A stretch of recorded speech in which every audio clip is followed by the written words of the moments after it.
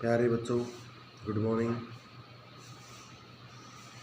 आज हम आपको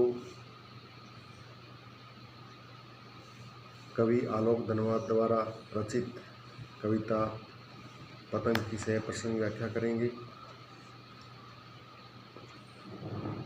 आशा है आप इसको ध्यानपूर्वक सुनेंगे।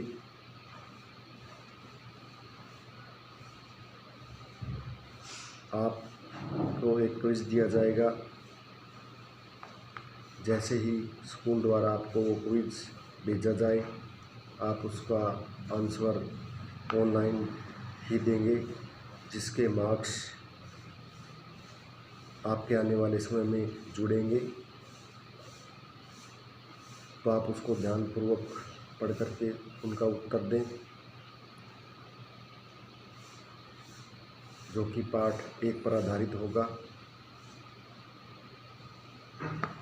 अब हम आपको पतंग कविता की सह प्रसंग व्याख्या करवाते हैं। पतंग यह एक बाल सुलभ कविता है, जिसमें बाल क्रीड़ाओं का वर्णन किया गया है। जैसा कि सभी अपने बचपन में अनेक प्रकार की क्रीड़ाएं करते हैं, यह भी एक बाल क्रीड़ाओं की पर आधारित एक कविता है। यह एक लंबी कविता है, जिसमें बाल क्रियाकलापों एवं प्रकृति में आए परिवर्तन को अभिव्यक्त करने के लिए सुंदर बिंबों का प्रयोग किया गया है। पतंग बच्चों की उमंगों का रंग बिरंगा सपना है। आसमान में उड़ती हुई पतंग ऊंचाइयों की वे हदें हैं, जो बालमन जिन्हें छूना चाहता है और उन्हें पार करना चाहता है। तो हम शुरू करते हैं पतंग कविता। तेज बौछारें गई, भादो गया, सवेरा हुआ। खरगोश की आँखों जैसा लाल सवेरा। सर्द आया फूलों को पार करते हुए, अपनी चमकीली साइकिल चलाते हुए। घंटी बजाते हुए जोर जोर से, चमकीले इशारों से बुलाते हुए।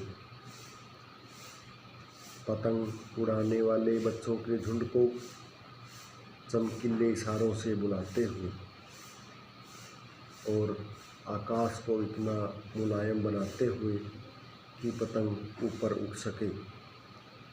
दुनिया की सबसे हल्की और रंगीन चीज़ उड़ सके।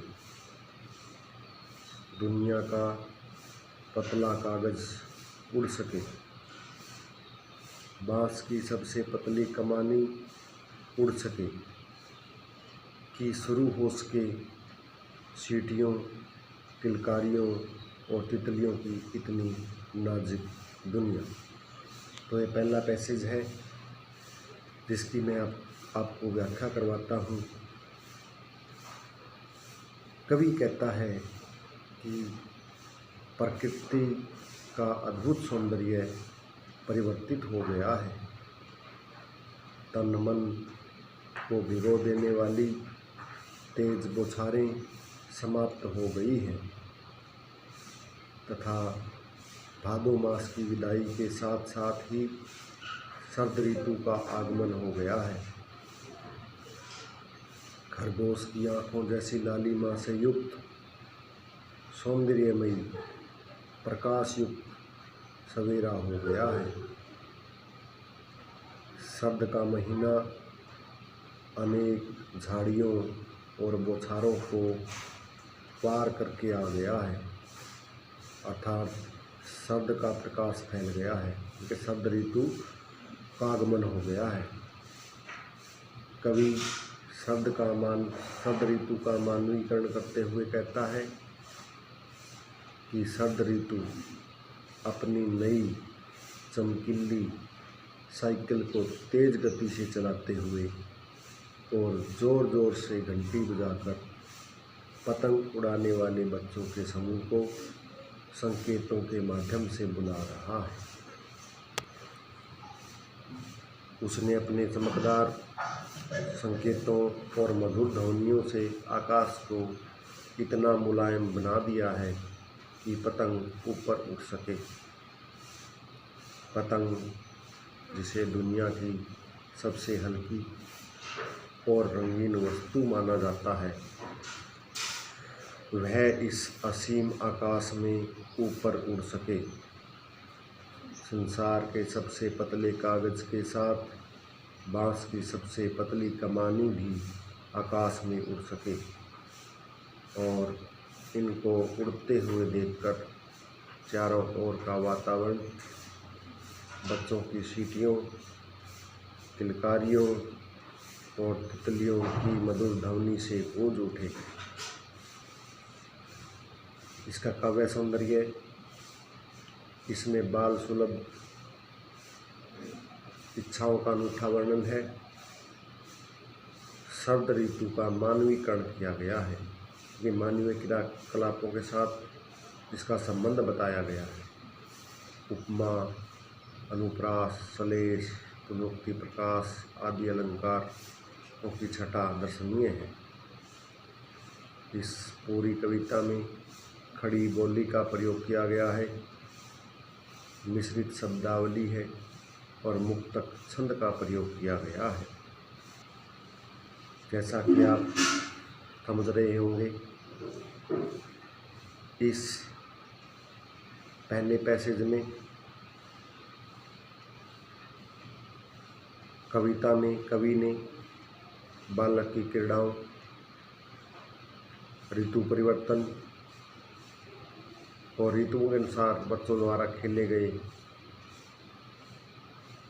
खेल का जिक्र किया है।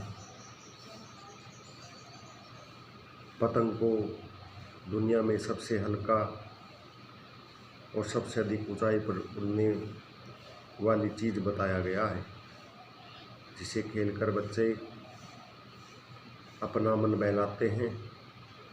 मन बहलाने के साथ साथ वे इस ऋतु का खेल के माध्यम से आनंद उठाते हैं। वे जब दौड़ते हैं तो उन्हें कोई सुध नहीं रहती। वे पतंग को उड़ाने में आनंद महसूस करते हैं। तो आपको इसे बार बार सुनना है, सुन करके समझना है, समझ करके आपको दिए जाने वाले प्रश्नों के उत्तर अपनी कॉपी में नोट करके और याद भी करने हैं। धन्यवाद।